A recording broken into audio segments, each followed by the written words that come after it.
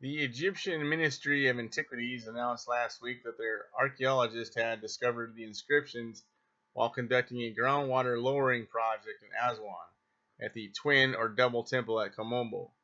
Situated about 30 miles north of Aswan, Komombo was built during the Greco-Roman period between 332 BC and AD 395 and was dedicated to both the falcon-headed god Horus and a crocodile-headed god named Sobek, according to a report in Live Science.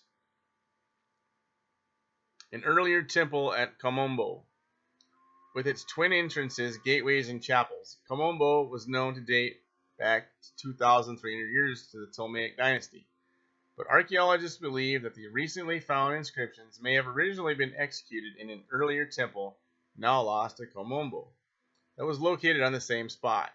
Egyptologist Peter Brand, a professor of ancient history at the University of Memphis in Tennessee, told Live Science that one inscription depicts Seti I worshiping the god Horus and also the god Sobek, the crocodile-headed god.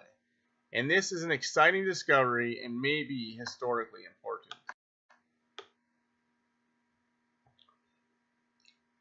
Seti I is shown worshipping both Sobek and Horus, which Brand says proves that the double cult of these two gods, Horus and Sobek, was already established in Komombo in the 19th dynasty.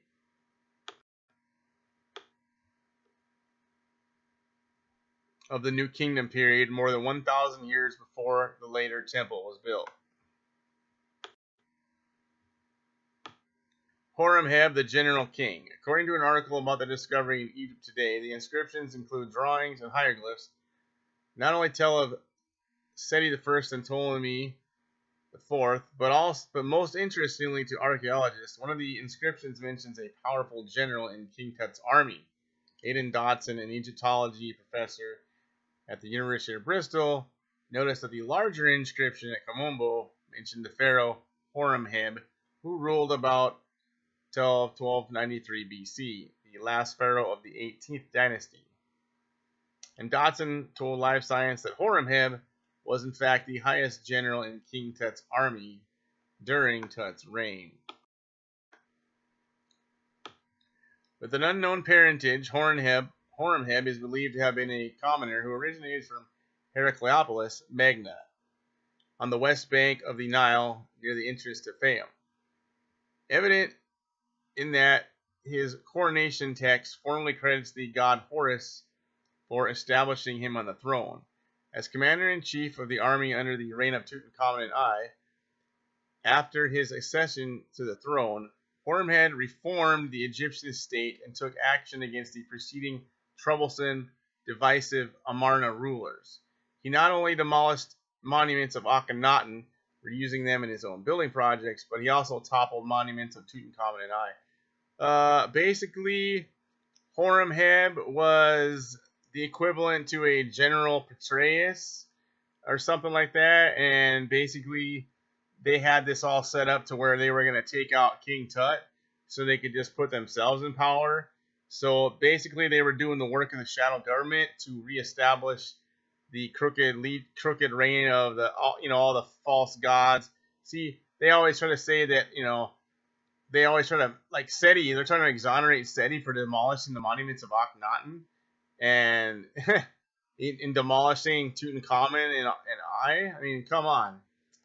Basically, Seti and Horemheb, they were basically the equivalent of, let's say here, Tutankhamun was JFK, right? And then you had Horemheb, and then you had Seti. So basically, you had the shadow government and the CIA aligning to take out the established power structure that was probably in place for many years to come.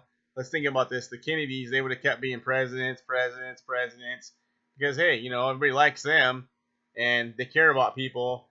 Then you got people like, let's see here, the scumballs of the Masons, correct?